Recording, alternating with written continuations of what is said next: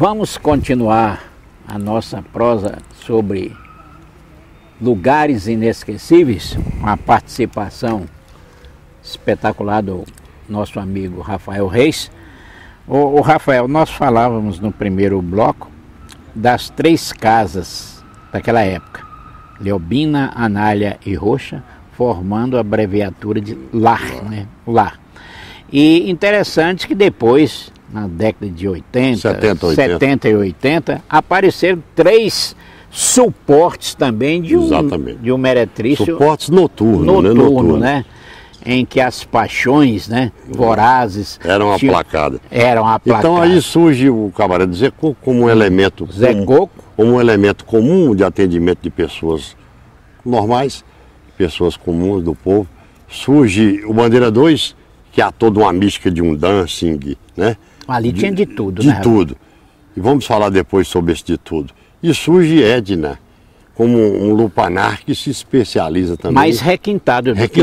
Que se especializa em uma cozinha à la carte. Montes Claros havia uma carência da rede hosteleira que vinha defasada dos anos 40 e 50, não se modernizou. Era uma rede que hospedava basicamente viajantes.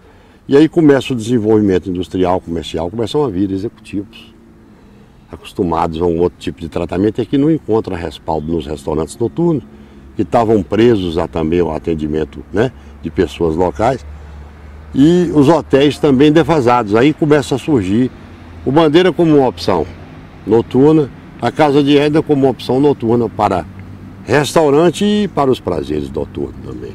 Quer dizer que o prazer viria como uma sobremesa? Uma sobremesa, ou um adendo, ou foi uma estratégia de mercado que foi, inteligente, né? Foi se configurando. Esses anos 70, 80 ocorre essa defasagem. Aí depois vieram os hotéis, vieram toda uma estrutura. O comércio de Montes Claros já estava modernizando. Começou a vir gente de outros lugares comprar. E o Bandeira, por ter muito espaço físico, ele tinha o carteado, tinha o dancing. E lá era onde se concentrava também algumas autoridades, e mesmo autoridades policiais que iam lá para poder observar o movimento da noite, para alimentar. Então, se você precisava procurar Montes Claros naquela época, um táxi, não havia táxi noturno. Você tinha que ligar para o Bandeira 2. Ali era um supermercado, de tudo, um shopping. Foi se configurando esse lado positivo também. Seu Manel, estou com a pessoa doente aqui, como é que eu faço para levar para o Hospital Santa Terezinha? Apanhava um notívago, pedia para ir buscar a pessoa. Então aqueles carros, o carro de João Mangabeira rodou anos carregando pessoas doentes, aquele jipe de aço que ele tinha. Porque não havia um serviço de atendimento. João Mangabeira do Mar de Espanha. Mar de Espanha. Mas dos personagens. Família Mangabeira, meu abraço. Personagens da nossa história, né? O Mangabeira inesquecível. Era um sujeito duro, mas prestativo. Então o cidadão ligava, Manel, eu estou com a pessoa doente, precisando ser internado, como é que eu faço? Mangabeira ia lá apanhava. Bigodão, né? Assim. Precisava, as viaturas policiais eram C14, toda hora ia para manutenção. Precisava de uma patrulha noturna, tinha que ir no Bandeira. Alguns dos notívaos emprestavam o carro para os policiais fazerem uma investigação. E a droga, Rafael? Não, nem o nome droga, o estupefaciente, o alcaloide, que chama-se popularmente de maconha, já começa a surgir em Montes Claros, não lá, nem em Montes Claros.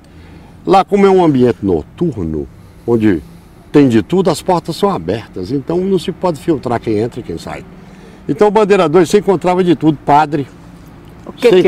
Você encontrava no Bandeira, que vinha de fora, você encontrava pai de santo. Mas travestido em padre, não? Não, lá hospedado como cliente. Eles não podiam filtrar isso. Quer dizer, a filosofia do Bandeira, a porta está aberta, entra quem quer.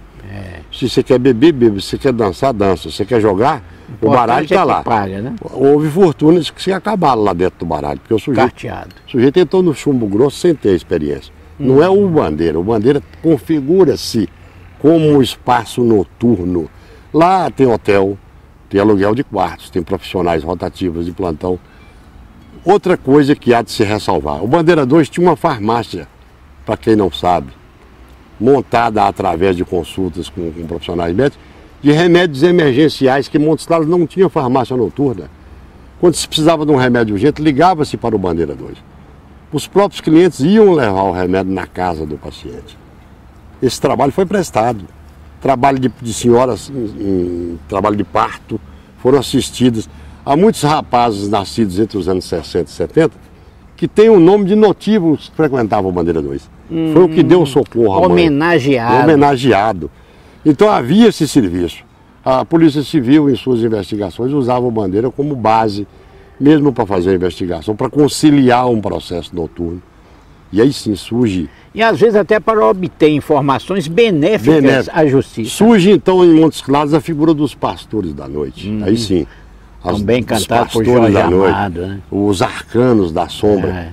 E eles vão se especializando em... A cidade cresce em patrimônio, crescem os pastores. Isso é normal em qualquer cidade que se cresce. Então lá no Bandeira tem de tudo, inclusive se o indivíduo procura comprar uma arma ou contratar terceirizar um pistoleiro, não é que lá tenha, ele está lá bebendo. Bastava você se dirigir lá, a intenção é sua, não da casa. A casa é comercial, você entendeu, né? Ô Rafael, vamos deixar o Bandeira 2, que é ali nas imediações da Melviana, para que no terceiro bloco possamos passar pela Melviana e chegar até Zé Coco, não é isso? Que seria uma parte que nós vamos falar onde a coisa pega, né? Onde a coisa pega. Chamamos agora os nossos comerciais.